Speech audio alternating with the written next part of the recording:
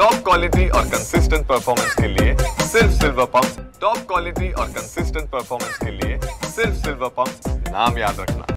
मुंबईत राज्याचं अर्थसंकल्प अधिवेशन सुरू आहे। औरंगजेबाच्या कबरीचा मुद्दा बाजूला राहिलेला आहे आणि आता चर्चा सुरू झाली ती म्हणजे कुणाल कामरानं केलेल्या कवितांची।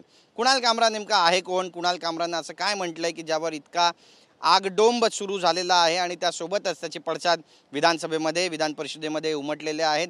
भाजप म्हणा, शिवसेना म्हणा किंवा इतर पक्षाचे जे नेते आहेत त्यांनी कुणाल कामराच्या अटकेची तसेच कारवाईची मागणी सुद्धा केलेली आहे। व्यक्ती स्वतंत्रच्या नावाने अशा पद्धतीनं जर टीका टिप्पणी होत असेल तर नेते बदनाम होतील अशी सुद्धा खंत व्यक्त केली जाते। सगळ्यात महत्त्वाचं म्हणजे याला सुरुवात नेमकी कशी झाली हे आज आपण जाणून घेणार आहोत। काल शिवसेनेचा संवाद मेळावा होता, संवाद बैठक होती आणि ही मातोश्रीच्या अंगणातच म्हणजे बँड्रा परिसरातच होती।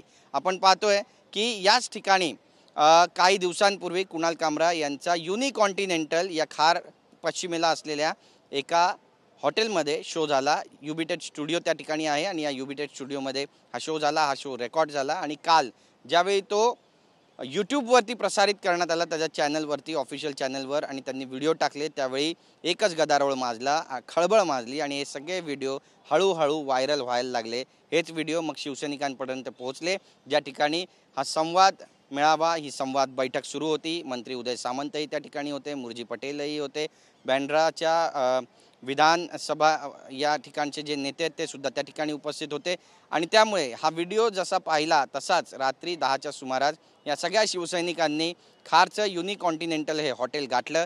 या ठिकाणी जे प्रेक्षक आले होते रविवारच्या निमित्तानं शो पाहण्यासाठी त्या सगळ्यांना आधी बाजूला केलं आणि यानंतर जवळपास 11 ते 12 कार्यकर्त्यांनी या स्टुडिओची तोडफोड केली, खुर्च्या तोडल्या, तिथलं साहित्याची मोडतोड केली आणि घोषणाबाजी सुद्धा केली। त्यासोबतच कुणाल कामरा याचा निषेध सुद्धा नोंदवला। ही झाली एक बाजू। या निषेधादरम्यान शिवसेनेचे जे नेते आहेत, युवा सेनेचे राहुल कनाल ते सुद्धा उपस्थित होते। राहुल कनाल यांनी तातडीनं पोलीस ठाणं गाठलं। पोलीस ठाणं गाठून त्यांनी तक्रार दिली। तक्रार दिल्यानंतर एकनाथ शिंदे यांच्या विरोधात जर अशा पद्धतीनं कविता किंवा अशा पद्धतीची भाषा वापरली जात असेल तर तोंडाला काळा फासू असा थेट इशाराच कुणाल कामरा यांना दिलेला आहे। कुणाल कामरा यानंतर नेमके कुठे आहेत असा सवाल उपस्थित झाला। पोलिसांच्या मागावर असल्याचं सुद्धा बोललं जातं आहे। हा मुद्दा इतका जास्त वाढला की खार पोलीस ठाण्यामध्ये शिवसैनिकांवरच म्हणजे 11 ते 11 शिवसैनिकांवर या ठिकाणी गुन्हे दाखल करण्यात आले, तोडफोडीचे गुन्हे त्यांच्यावर दाखल झाले आणि या सगळ्यांना आज बँड्रा कोर्टात हजर केलं असता त्यांना न्यायालयीन कोठडी सुनावण्यात आलेली आहे। न्यायालयीन कोठडीत या सगळ्यांची रवानगी झालेली आहे। पण राहुल कनाल यांनी जे पत्र दिलेलं आहे त्यामध्ये त्यांनी कुणाल कामरा हे संजय राऊत त्यासोबतच राहुल गांधी आणि आदित्य ठाकरे यांच्या संपर्कात आहेत आणि त्यांच्या बोलण्यावरूनच काम करत आहेत अशी तक्रार दिलेली आहे। त्यामुळे या प्रकरणी त्यांच्यावर देखील गुन्हे दाखल व्हावे अशी मागणी शिवसेनेचे नेते राहुल कनाल यांनी केलेली आहे। याबाबत आता पोलिसांनी तपास सुरू केलेला आहे। 1 ते 2 दिवसामध्ये त्यात कोणती मोठी डेव्हलपमेंट होणार आहे हे सुद्धा पाहणं महत्त्वाचं ठरणार आहे। सरकार महायुतीचं आहे आणि एकनाथ शिंदे यांच्यावर आणि त्यासोबतच पंतप्रधान नरेंद्र मोदी, निर्मला सीतारामन यांच्याबाबत केलेल्या कवितांवरती आता नेमकी पोलिसांची भूमिका काय असणार आहे हे पाहणं महत्त्वाचं ठरणार आहे। हा मुद्दा आज विधानसभेमध्ये सुद्धा उचलण्यात आला आणि राहुल कनाल याने माफी मागावी महाराष्ट्राच्या जनतेची असं आवाहन जे आहे ते मुख्यमंत्री देवेंद्र फडणवीस यांनी केलेलं आहे। तर शिवसैनिकांनी आक्रमक भूमिका मांडत जिथे कुठे दिसेल तिथेही त्याची गाढवावर धिंड काढली जाईल, काळं फासलं जाईल, पाहून घेऊ अशा पद्धतीची वक्तव्ये सुद्धा केलेली आहेत। त्यामुळे हा वाद आणखी जास्त चिघळणार आहे का हे पाहणं सुद्धा तितकंच महत्त्वाचं ठरणार आहे। दरम्यान आता खार पोलीस ठाण्यामधून जी माहिती मिळते ती अशी आहे की कुणाल कामरा हा मुंबईतच नाही आहे आणि त्याचा शोध आता सुरू झालेला आहे। तो नेमका कुठे आहे हाताच्या घडीचा सगळ्यात मोठा प्रश्न आहे। पण बोललं जातं आहे की त्याचे आता CDR काढले जातील, त्याचे बँक खाते नेमके कशा पद्धतीनं आहेत, त्यामध्ये कुठले ट्रान्झॅक्शन आहेत का हे तपासले जातील आणि सखोल या सगळ्या गोष्टीचा तपास इत्थंभूत केला जाईल आणि एक स्पेशल इन्व्हेस्टिगेटिव्ह टीमसुद्धा यासाठी स्थापन करण्यात आलेली आहे आणि या सगळ्यांचा तपास आता सुरू झाला। त्यामुळे कुणाल कामराला आता पोलीस ताब्यात घेणार का हे पाहणं सुद्धा तितकंच महत्त्वाचं ठरणार आहे। सगळ्यात महत्त्वाचं म्हणजे CDR सोबत कॉल रेकॉर्डिंग आणि बँक खात्याची चौकशी होईल आणि बोलवता धनी नेमका कोण आहे हे पाहिलं जाईल।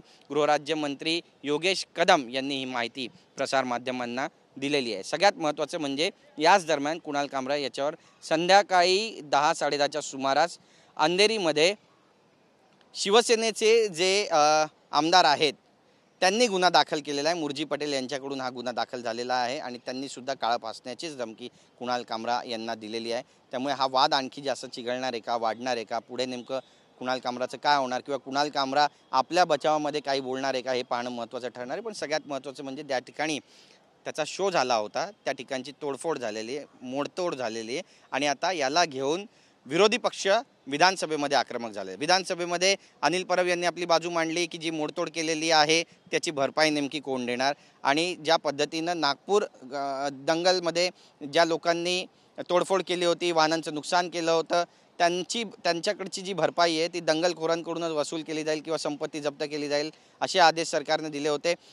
तसंच काहीसं या प्रकरणात देखील सरकार करणार आहे का आणि न्याय सगळ्यांना एक समान देणार का, असा प्रश्न सुद्धा त्यांनी विचारलेला आहे। त्यामुळे यावर आता सरकारची नेमकी गोची होणार आहे, पंचायत होणार आहे की सरकार कशा पद्धतीनं आता या स्टुडिओला भरपाई देणार आहे हे पाहणं महत्त्वाचं ठरणार आहे। जी माहिती समोर येते आणि जी माहिती देण्यात आलेली आहे खरं म्हणजे तर जे स्टुडिओ आहे ते खारमध्ये आहे आणि बलराज साहनी जे स्वातंत्र्य सैनिक आहेत त्यांच्या मालकीचा, त्यांच्या नातेवाईकांचा हा स्टुडिओ असल्याचं बोललं जातं। एक प्लॅटफॉर्म त्यांच्याकडून या सगळ्या कलाकारांना दिलं जातं आणि प्रत्येक क्षेत्रातले जे कलाकार आहेत ते या ठिकाणी जातात, युनिकॉन्टिनेंटलला आपली कला सादर करतात आणि त्यामुळे अशा पद्धतीनं कुठल्याही प्लॅटफॉर्मला मोडतोड करणे हा पर्याय नाही आहे आणि याबाबत आम्ही सुद्धा विचार करतोय। अशा पद्धतीचं एक इंस्टाग्रामवरची जी पोस्ट आहे ती या युनिकॉन्टिनेंटल आणि युबिटेट स्टुडिओजच्या वतीनं जाहीर करण्यात आलेली आहे आणि या सगळ्या घटनेचा निषेधसुद्धा त्यांनी नोंदवलेला आहे आणि जोपर्यंत हे सगळे विषय मार्गी लागत नाही तोपर्यंत त्या ठिकाणी कुठलेही शो आता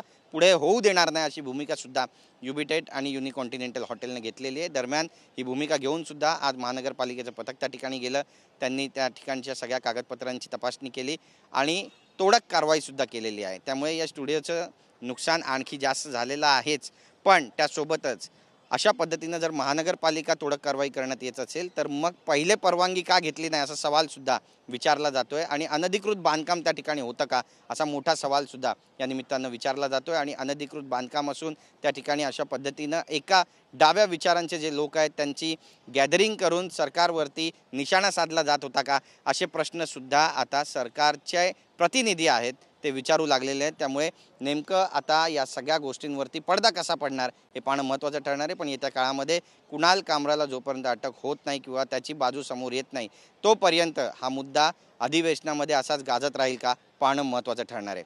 कॅमेरा पर्सन मनीष विचारेसह गिरीश गायकवाड, TV9 मराठी, मुंबई।